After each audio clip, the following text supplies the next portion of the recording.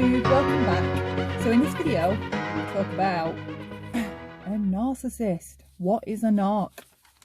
Right, so for this, we're all going to have to get out of our own comfort zone, right? How we view things, our perspectives, and we need to leave that to one side, and we need to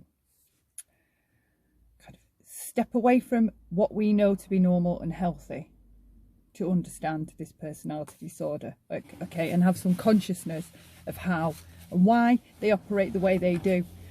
Forgive me if I've got notes so I don't get off track, to keep me on track, so I don't forget parts, miss parts. If it does get to like it's going on for 10 minutes, I'm probably going to split this and do it in 2 parts. So what is one? Okay, so we aren't all at the same veil of consciousness. Narcissists aren't at our level of consciousness, okay? So we can't apply the same logical thought processes to get answers for why they do what they do or why they need to do what they do, okay? It's because they don't operate like us. So that's why we need to leave what we know alone to one side, because we're going narcissist, okay? So if we understand that they don't have the same logical thought processes as we do, therefore they can't give the answers that we would like or react in a way that we would like, to continue to try and attempt to do that, once we know that, what would that be? Would that be a smart choice or a stupid choice? If we know that they're not coming to the table with the same level of consciousness as we are, why are we shocked when they behave or react and respond in the ways that they do? Okay, to continue to try and project your way of being onto a narcissist, you're just going down one giant rabbit hole. You're going to fall down an infinite rabbit hole. You're never going to find your way out. Okay, crazy making madness.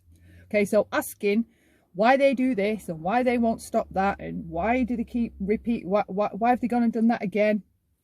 We're asking the wrong questions, okay? The key word here is disorder, right? It's a personality disorder. Disorder. No order, okay?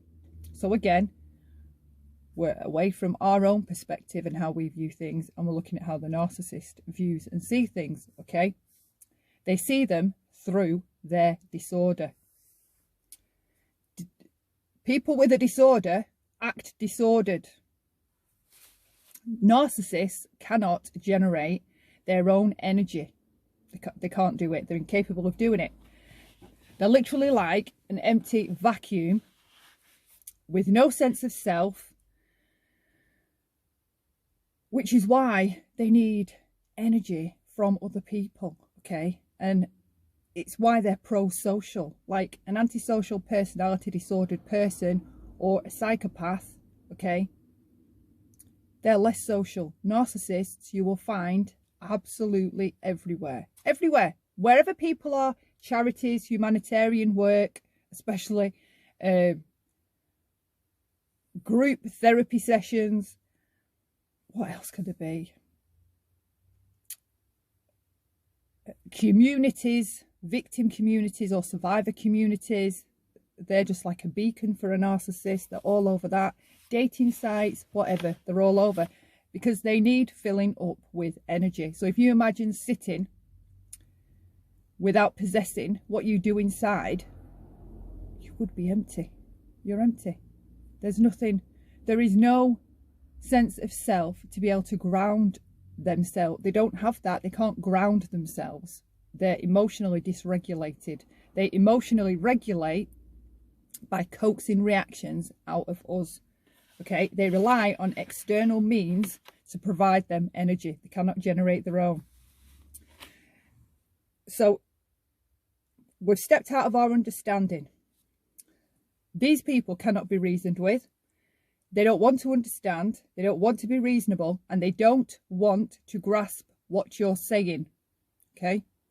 So that urge, that need, okay, that we tend to have if we struggle with self-validation especially, that need to want them to understand, the more you want them to understand, the more they will withhold that from you, okay? A narcissist is an ultimate withholder. Whatever it is, whether it's a parent-child relationship, marital, or a friend, the thing you need, which they'll learn by reading, listening, and profiling you, the very thing you need will always be the thing that's just within your grasp and you never get it.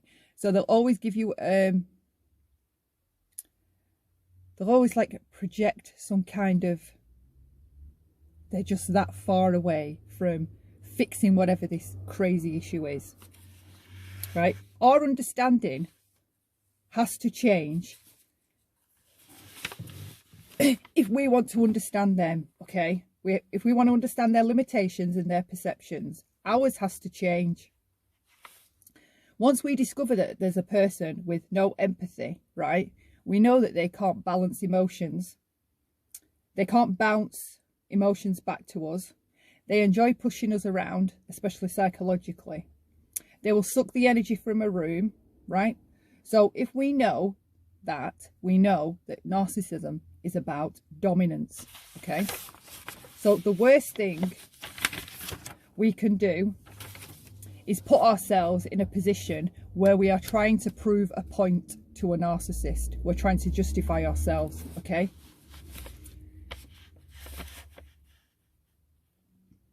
As self-aware, healthy human beings, we generate our own energy, okay? We have that inner sense of contentment within, or inner peace. Like now, chatting away, okay? You've probably reserved some energy for watching this video, okay? You probably keep some energy aside for your family, maybe your job, other people that you come into contact with. You save them mental space, if you will, and you only have a limited amount. In any day period, you notice at the end of the day when you have just had enough, you've no more mental energy left, all right? We can't just generate and keep generating more. It gets depleted. So we need sleep, time, rest, a break to literally reboot ourselves. That responsibility is ours to do, okay? So if we know that, to consciously engage and use that energy, that precious energy, all right, towards somebody who is hell-bent on misunderstanding you and not listening, right, we have to learn to stop, and knowing when to stop. Stop trying to prove a point to the narcissist. You're not going to get anywhere, and all your energy will be depleted. That's where our own accountability and our own self-responsibility comes into play, okay? If you have that knowledge, right, your own responsibility is with when you recognize the traits or behaviors, or you're getting a sense that this is just going round in circles, like there's lots of word salad, blame shifting, stonewalling, aggression, maybe passive aggression. Once you start noticing those traits in a conversation, that's your responsibility to stop, pull back, detach, and just break away. You're not getting anywhere. And it's also at that point too that it's important to point out, we notice our own lack of self-discipline. And if we look around on YouTube, especially in the smaller, the micro communities, you will see a lot of drama and chaos, and people struggle knowing when to stop. It's like they can't stop. They have to keep reacting, keep firing back, because it's so crazy, really. Because in YouTube world, it's seen as a weakness for holding on to your energy and moving away from the toxic interaction or the toxic person. On YouTube, it's viewed as strong to scream and argue and shout back. It's like a reverse alternate reality. So you do notice though when people struggle to just stop and move away. Leave it alone. Leave it. I mean, the only thing they have to do is nothing. And you can see how hard, if you observe people and their behaviours, you can see how hard it is for them to literally do nothing. Nothing. Just be with yourself, peaceful, and do nothing. Let the other person keep ranting and raging and doing their thing, and just move away from it. Refuse point blank to look at it. You rarely see that kind of behaviour on YouTube. It's all about engaging and reacting. Right, so for me personally, I will not get into conversations where I'm constantly trying to be heard, okay? I just will not. I will not do it. Why are you trying to have a conversation with... Why would we do that, logically speaking? If we recognise that this other person is unhealthy and toxic, why would we continue to keep trying to pump this energy into this person and have them... Like, we have this exaggerated need that they have to understand us. That'll be everything. They need to understand my point and get where I'm coming from. No, stop, pull back. The only person that needs to understand your point is you. That's powerful enough. Because during the time of explaining over and over and over, your energy, right, could have been super high while this goes on, okay? And then it'll gradually come down and down and down.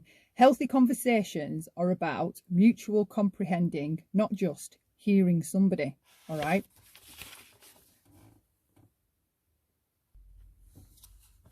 Okay, so if we acknowledge that they don't have their own energy, we only have limited energy through the day, okay? What is it about wanting to be heard by a narcissistic type person or a narcissist?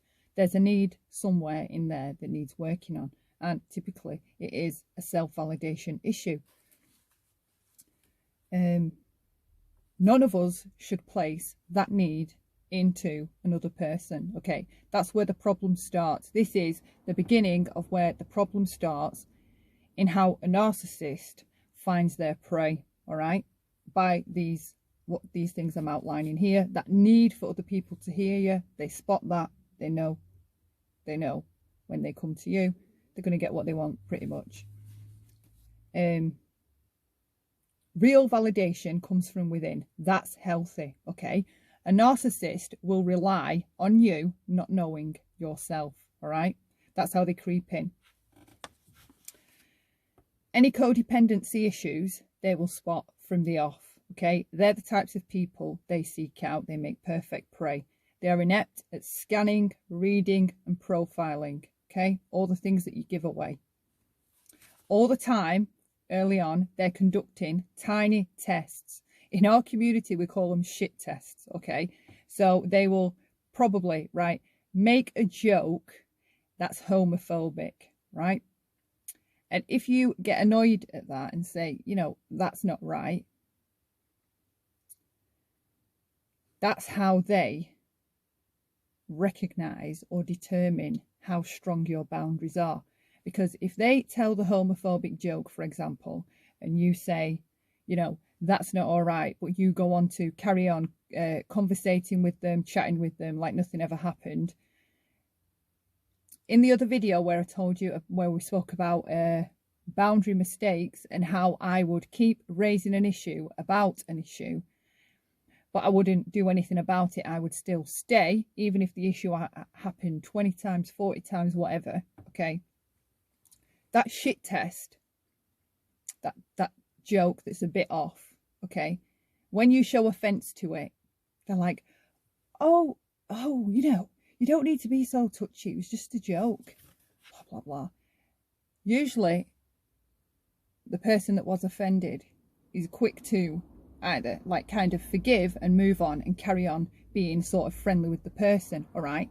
That is, in their mind, a positive for the shit tests, because what you've just shown them is that, yes, you do have a boundary when people say something that may be crude, rude, offensive, but you won't move away, you won't sever contact, you will stay around them.